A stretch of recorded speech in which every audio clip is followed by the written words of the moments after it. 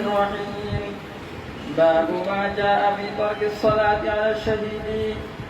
وبه قال حدثنا قتيبة بن سعيد قال أخبرنا الليث عن ابن شهاب عن عبد الرحمن بن كعب بن مالك أن جابر بن عبد الله أخبره أن النبي صلى الله عليه وسلم كان يجمع بين الرجلين من قبل أحد بالثوب الواحد ثم يقول أيهما أكثر حفظا للقرآن فإذا أشير له إلى أحدهما قدمه في اللعن فقال أنا شاهد على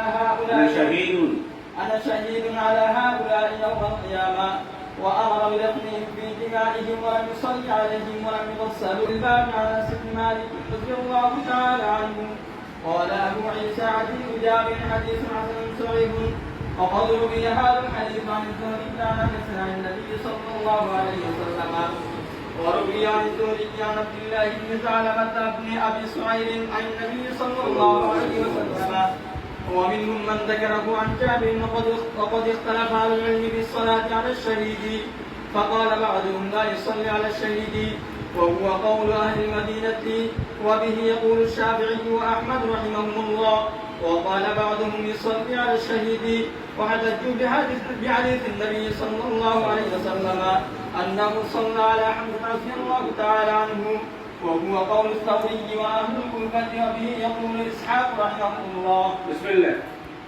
باب ما جاء في ترك الصلاة على الشهيد. শহীদের জানাজার নামাজ পড়া হবে কি হবে না এ নিয়ে উলামায়ে কেরামের মধ্যে ইখতিলাফ আছে। এই বাবে ইমাম তিরমিজি রাহমাতুল্লাহ আলাইহি যে হাদিসগুলো এনেছেন সেগুলা নামাজ তরক করা যাবে। সর্বপ্রথম যে হাদিসটি আমরা এখন পাঠ করেছি হযরত জাবের ইবনে আব্দুল্লাহ রাদিয়াল্লাহু তাআলা আনহু থেকে বর্ণিত, তিনি বলেন হাদিসের শেষ অংশে যাহা বলা হয়েছে আনা শাহীদুন আলা হাউলাই ইয়াউমাল কিয়ামাহ, আমি এই বলা হয়েছে কানা ইয়াজমাউ বাইনা রাজুলাইনি মিন ফাজলা উহদিন বিথাওবিল ওয়াহিদ, এক কাপড়ে দুইজনকে লিদরুরা, এটা কেমন লিদরুরা, এক কাপড়ে দুইজনকে একত্রিত করতেন, তারপরে বলতেন কে সবচেয়ে বেশি কোরআন হেফজ করেছে তাকে সামনে দিতেন, তার চেহারা সামনে দিতে হতো। ফাইদা উশিরা লাহু ইলা আহাদিহিমা কদ্দামাহু ফিল লাহদি, ওই দুজন থেকে যিনি বেশি কোরআন হেফজ করেছেন তাকে সামনে দিকে দেওয়া হতো কবরে। তারপরে নবীজি এদের উপরে সাক্ষী হিসেবে নিজেকে বলেছেন আনা শাহীদুন আলা হাউলা ইয়াউমাল কিয়ামাহ ওয়া আমারা বিদাফনিহিম ফি দিমাইহিম, এবং প্রত্যেক শহীদকে তাদের রক্ত দ্বারা তাদেরকে দাফন করতে বলা হয়েছে। এবং নবীজি নামাজ পড়েননি, জানাজার নামাজ পড়েননি।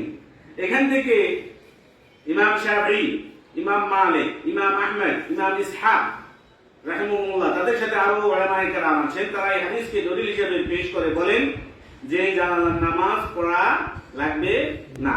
তারা একটি দলিল পেশ করেন, সেটা হলো যদি যে ব্যক্তি শহীদ হলো সেই ব্যক্তি তো আল্লাহর রাস্তায় নিজেকে বিলিয়ে দিয়ে নিজের জানকে দিয়ে সেই ব্যক্তি তো মাসুম হয়ে গেছে। তো যে ব্যক্তি মাসুম তার জন্য তো জানাজার নামাজ যেহেতু দোয়া, তার জন্য দোয়ার আর কোনো প্রয়োজন নাই। তো আমাদের কথা হলো তিনি মাসুম হয়েছেন, আম্বিয়া কেরাম আলাইহিমুস সালাতু ওয়াস সালাম তো সবচেয়ে একবারে বেলা ইখতিলাফ মাসুমুন, তো তাদের তো জানাজার নামাজ পড়া হয়েছে। এখানে তারা মাসুম হয়েছেন, তারা ইসলাম হয়েছেন, এটা আমরা ইখতিলাফ করছি না, কিন্তু তাদের জন্য যে জানাজার নামাজ পড়ানো হবে সেটা হলো তা'যীমান লাহুম, তা'যীমান লাহুম, তারা আল্লাহর রাস্তায় নিজেদেরকে বিলিয়ে দিয়েছেন, আমরা তাদের জন্য সম্মানের হিসাবে দোয়া করতে পারবো না, নামাজ পড়তে পারবো না, এটা হয় না। আহনাফ হযরত ইমাম আবু হানিফা, হযরত ইমাম ইউসুফ, হযরত বলা হয়েছে মুহাম্মদ, তারপরে আমাদের সুফিয়ান আস-সাউরি রাহিমাহুল্লাহ, তারপরে ইমাম ইবনে আবু লাইলা সহ অনেক উলামায়ে কেরাম সকলে ঐকমত জানাজার নামাজ পড়া লাগবে। তারা একটি হাদিস এনেছেন দলিল হিসেবে, এটা মুস্তাদরাক হাকিমের মধ্যে আছে যে রাসূল করিম সাল্লাল্লাহু আলাইহি ওয়াসাল্লাম ফাকাদা রাসূলুল্লাহ সাল্লাল্লাহু আলাইহি ওয়াসাল্লাম হামজাতা, নবীজি যুদ্ধের ময়দানে উহুদের যুদ্ধে হামজাকে হারিয়ে ফেলছিলেন, হামজাকে খুঁজছেন। যা নাস না মানুষ আসতেছে যুদ্ধের ময়দান থেকে, মিনাল কিতাল, যা নাস মিনাল কিতাল, যুদ্ধের ময়দান থেকে আসতেছে, জিজ্ঞাসা করছেন হামজা কোথায়, হামজা কোথায়। তারপরে যখন হামজার লাশ আনা হলো, তাকে মুতলা করা হলো, তার সমস্ত শরীরকে টুকরো বিটুকরা করা হলো, তখন নবীজি তার প্রতি নামাজ পড়েছেন।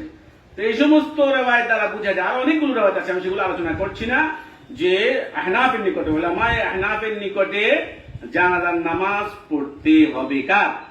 শহীদদের। শহীদদের জন্য জানাজার নামাজ পড়তে হবে।